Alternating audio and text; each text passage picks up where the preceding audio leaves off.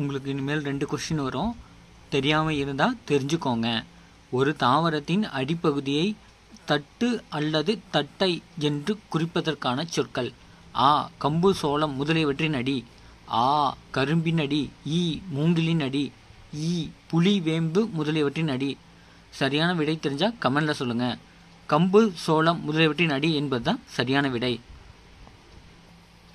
2வது கொஸ்டின் தெரியாமல் இருந்தால் தெரிஞ்சுக்கோங்கல்ல. ஒரு தாவரத்தின் அடிப்பகுதியை களி என்று குறிப்பதற்கான சொற்கள். ஆ. கம்பு சோளம் முதலியவற்றின் அடி. ஆ. கரும்பின் அடி. ஈ. மூங்கிலின் அடி. ஈ. புலி வேம்பு முதலியவற்றின் அடி. சரியான விடை தெரிஞ்சால் கமெண்டில் சொல்லுங்கள். சரியான ஆன்சர் இஸ் ஆ. கரும்பின் அடி. உங்களுக்கு சரியான விடை தெரிஞ்சது எது கரெக்டாக சொல்லியிருக்கீங்கன்னு சொல்லி கமெண்டில் சொல்லுங்கள். அப்படியே என்னுடைய சேனலை லைக் பண்ணுங்கள், ஷேர் பண்ணுங்கள், சப்ஸ்கிரைப் பண்ணுங்கள், கூட இருக்கிற பெல் பட்டனையும் ப்ரெஸ் பண்ணுங்கள்.